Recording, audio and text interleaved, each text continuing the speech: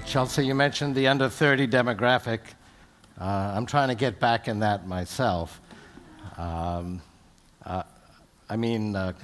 Biologically, not chronologically. I've got a ways to go. But the transformations I'm going to talk about are going to help us all achieve that. And the exponential progressions I talked to you about last time I addressed this group are alive and well. They are pervading more and more areas of our life. Health and medicine didn't used to be in information technology. It was hit or miss. We've made progress. I talked to a group of 12-year-olds recently, science winners from around the country, and I told them they would all be senior citizens if it hadn't been for the progress we made. 8,000 years ago, life expectancy was 18. But this is going to go into high gear now that health and medicine is in information technology. My cell phone is updating its software as we speak, but I'm walking around, as we all are, with outdated software that evolved thousands of years ago, and that's not a metaphor. I would like to tell my fat insulin receptor gene, you don't need to hold on to every calorie anymore. The next hunting season is going to be good. I'm very confident of that. That was tried. These animals ate ravenously. We have technologies that can turn genes off, like RNA interference, and these animals ate a lot, remained slim, lived 20% longer. There are pharmaceutical companies rushing to bring that to the human market. There are 23,000 other genes we'd like to modify. We have the technologies to change genes now, basically to treat our biology as information technology, which is fundamentally what it is. Now, this is what I wanted to cover today. Any questions on any of this? Well, I'll go through it a little more slowly, but not that slow. But this was the first graph I discovered 30 years ago, well, only through 1980. These are the power of computers per unit currency, instructions per second per dollar. And this represents trillions-fold increase even through 1980, because every level on this graph is 100,000 times greater than the level below it. But what's really remarkable is look at how smooth a progression that is.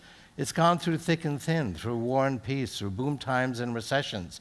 People say, well, it must have slowed down during the recent recession. No, it didn't. I don't think Google slowed down. I don't think any of your companies have slowed down. The statistics show that the progress of this is completely unaffected by these economic cycles. It went right through the Great Depression, World War I, World War II, the Cold War. And I then actually plotted this out for the next 30 years, back in 1980. It has tracked right on course. Time magazine ran a cover story on this idea. They said, we wanted you to put this particular computer they had just covered a few weeks ago on the graph, and it's right there as the last point. It's really remarkable how predictive this is, and what it predicts is exponential growth, and the important point is that that's not intuitive. Our intuition about the future is linear, not exponential. When we walked through the fields 1,000 years ago, we said, okay, that animal is going to cross my path in 20 seconds. I'm going to go this way. It was good for our survival. That's why intelligence and brains evolved. But what's hardwired in our brains are linear predictors.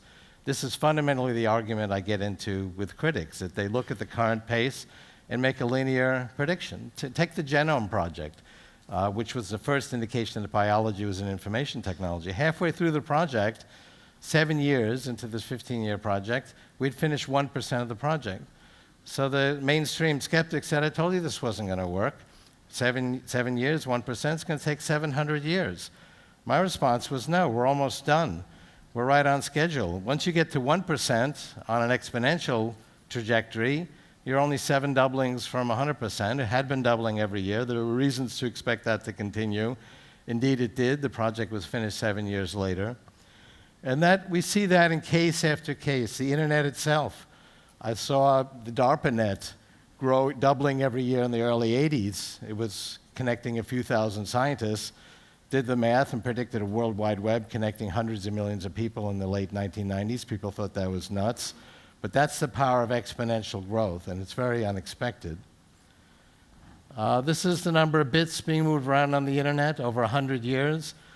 Morse code over AM radio, 4G networks today. Every level on this graph is 1,000 times greater than the level below it, so that's trillions-fold increase. But look at how smooth a progression it is. This is the first indication of biology as an information technology. DNA sequencing costs, these are logarithmic graphs coming down by half every year, the amount of genetic sequencing doubling every year. And we have many means now to actually reprogram biology as an information technology.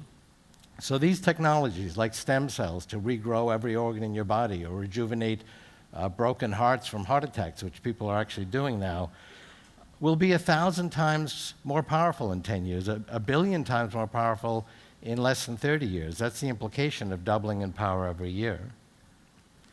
The internet, this slope on this logarithmic scale is a doubling of the number of bits we move around each year. And it looks like dry data, but at each point, new applications become feasible. And this is highly democratizing.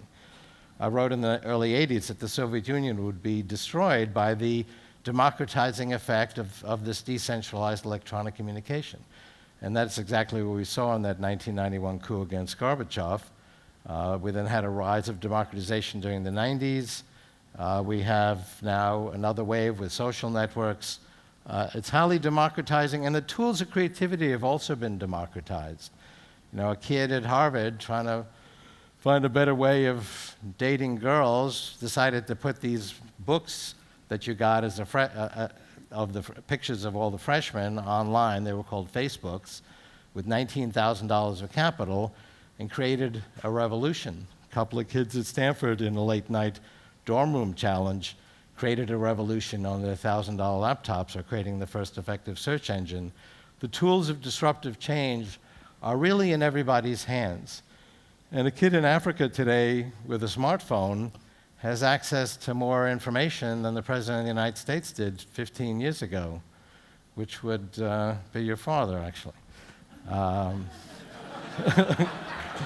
He did a great job anyway, and I'm sure he's got this information now, but it's very empowering to the individual.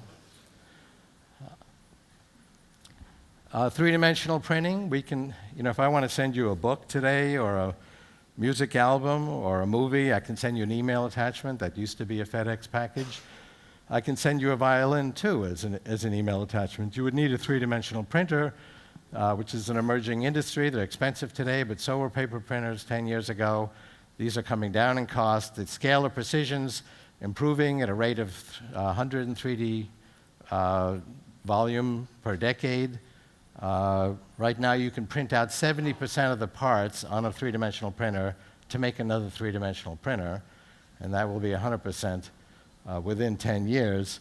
And the scale will be at the molecular level within 20 years. So we will really be able to sort of print out anything. I can email you a blouse or a solar panel. Singularity University, which is a university we started with backing from Google and NASA, has a project actually to apply three-dimensional printing to print out blocks, modules, from which you can snap together Lego style to create high-quality housing for the developing world. And all of this is progressing in an exponential manner. If I were to say someday you'll have little nanobots in your bloodstream keeping you healthy from inside, you'd say that sounds very futuristic, but there are already dozens of experiments of doing that with at least the first generation of device. And we are making exponential gains in understanding the brain. And last time I spoke here, that really wasn't quite the case, because we could not see inside the brain with enough resolution and precision to actually see what was going on. Now we can actually see the brain create your thoughts create your brain. We can see individual interneuronal connections being formed and firing in real time. And the amount of data is doubling every year. We are turning this into effective models and simulations. This is a slice of the cerebral cortex. I was actually on a panel recently where I was the conservative. The head of this project feels he'll have a brain-level simulation by 2018. I'm saying 2029. But the progress is exponential. We're kind of where the Genome Project was when it was 1%, which means what we don't know is far greater than what we do know, but we're almost done because of the exponential growth. The visual cortex, the auditory cortex, the cerebellum, where we do our skill formation, all of these are being simulated. So let me show you one last graph to address an issue which is this good or bad? Is the world getting better or worse? There's a very strong body of opinion that the world is going to hell in a handbasket, and that technology is responsible for that. So let's take a broad view and look at a few parameters and harbingers of human well-being. On the x-axis here, on a logarithmic scale, is wealth of nations. The big red circle is China. So it was in the hundreds of dollars per person in today's dollars in 1800. On the x-axis is life expectancy. It was in the 20s and 30s for these different countries. 37 was the average. So in the early Industrial Revolution, not much happened. But you will see, as we get into the 20th century, a wind carrying these nations up towards the upper right-hand corner, towards greater wealth and greater health. And there's still a have-not divide, but the world is getting better. At the end of this process, the countries that are worst off are better, far better off than the countries that were worst off at the beginning of this process. And this is going into high gear now. Education, the number of years of schooling has actually tripled in the developing world. Average has doubled in the developed world. There's a gap, but they're both moving in the right direction. And finally, this is the progress we've made in longevity, and there's many other reflections of health that show the same trends. And this was before health and medicine was an information technology. Now that it is an information technology, now that we can reprogram biology away from disease and away from aging, we're in the early stages of that, but this will go into high gear. These technologies will be 1 million times more powerful in 20 years. So if you can hang in there, we may get to see the remarkable century ahead. Thank you very much.